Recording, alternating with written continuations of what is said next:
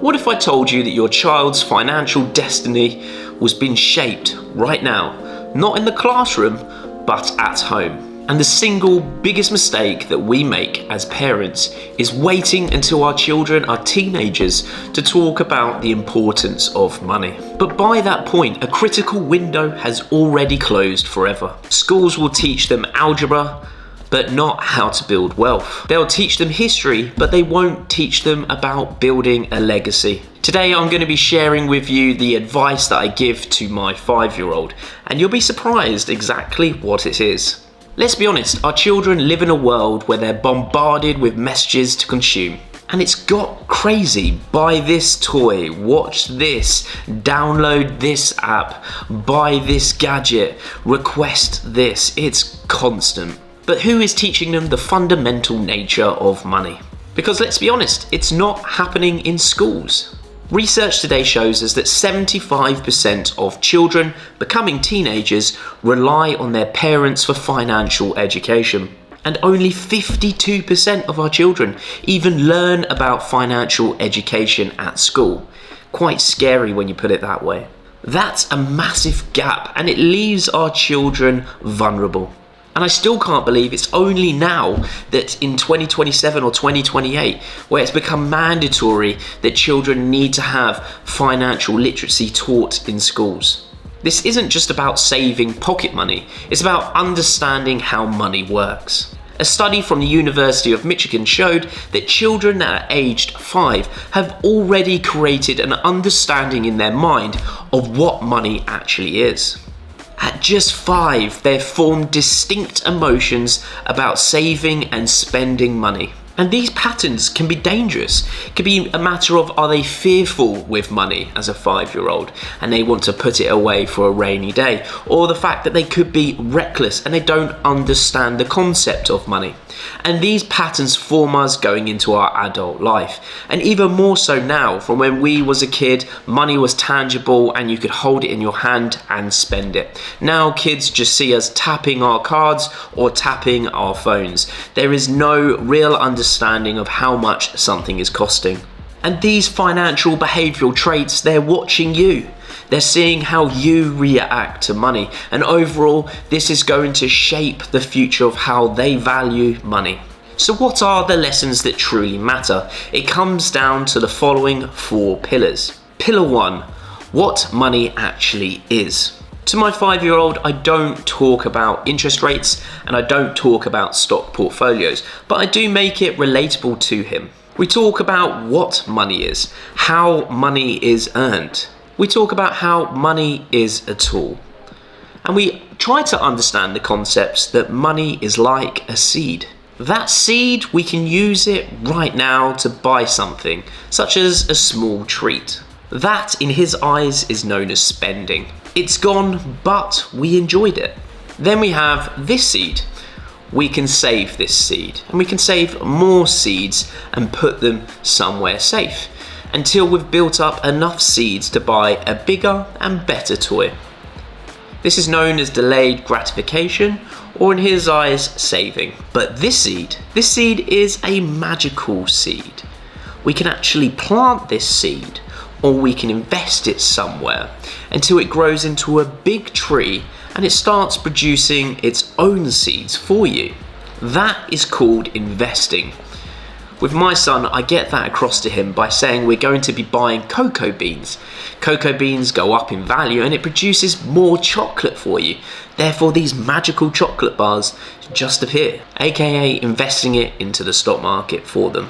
And I would say that third one, that magical seed, is probably the most important. If you can get your child used to understanding about investing very early on, then it sets them aside from the entire crowd. Most people only know about spending and saving. They don't really know about that magical seed that could grow and produce all of these seeds for them. Because the wealthy truly understand the power of investing and growing that magical seed. And just getting them to understand that early on is critical. It's getting them to understand that it's not just a tool to spend, but that tool can grow and start performing vast amounts of benefits for you. Pillar 2 is all about risk versus fear. Now, that growing jar, there is a difference here that can paralyze adults. This is the difference between risk and fear. Fear is what keeps people financially stuck. The fear of loss, the fear of the unknown. Let's try to remember that fear is just an emotion. And if emotion was a financial advisor, it would be terrible. Risk is different. Risk is mathematical and risk is calculated. It's understanding that to get to that reward, there is a little bit of uncertainty along the way. I teach my child this through simple tools, such as crossing the road can be fearful, but if we look and we are observant, we can cross the road safely. But if that fear overcomes us, we'll never get across the other side and into the park to have fun. It's a simple way for your child to understand how fear works and how you can overcome that.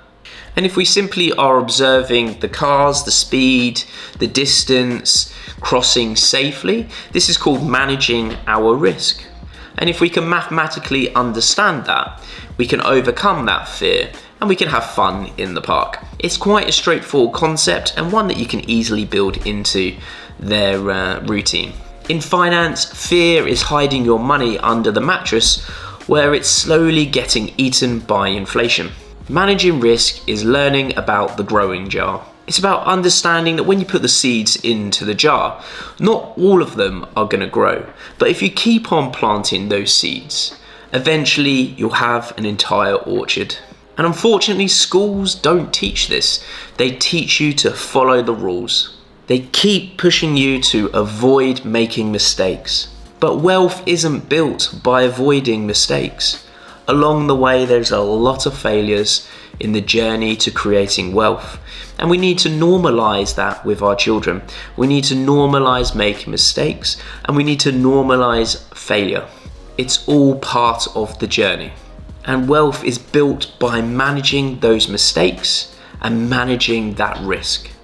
Pillar 3 is all about ownership and income. This is perhaps the most crucial lesson for building generational wealth. And it's a concept completely absent from our teaching curriculum in schools. The difference between income and ownership. Schools train us to have an income, get good qualifications, get a good job, and get a good salary. And a high income is great, but it's not freedom. Because the moment you stop working, your income is turned off. Ownership is different. It's like owning the hamster wheel, not running on it. It's owning the tree that produces the fruit and not getting paid to pick it. And you can teach your kids this with a simple story. You can get paid to help me wash the car. That's income. Or you can build your own little toy car wash and have your friends pay you for your car wash to be able to clean their toys. That's ownership.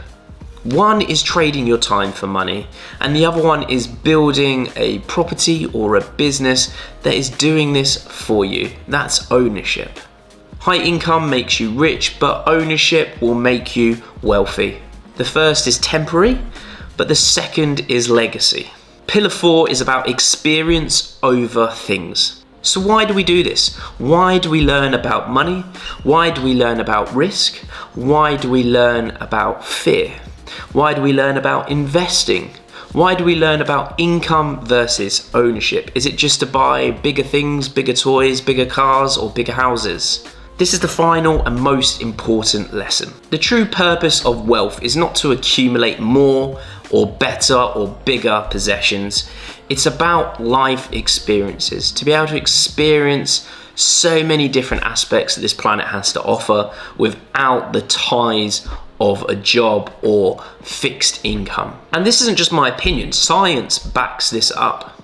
People are statistically happier when they spend their money on experiences over building possessions. You'll usually find that the happiness around purchasing something is temporary. And you'll find that your family remembers that a lot more. They'll remember that family holiday. They'll remember that Christmas break that you took skiing. They'll remember that nice fancy meal out that you took. And that item that you bought them 3 Christmases ago, they probably couldn't even tell you what it is. The joy of a new toy fades, but those experiences will be ingrained into your children for life. They'll understand culture in different places around the world, and overall it will form them into a better person and a better character. I want my child to understand that money can be used as a tool towards freedom. The freedom to spend time with loved ones. The freedom to learn new skills. The freedom to create memories that will last for a lifetime. The greatest inheritance that you can leave your children isn't money. It's the understanding of how to leverage money and use it wisely. This is how to build a legacy that will last generations.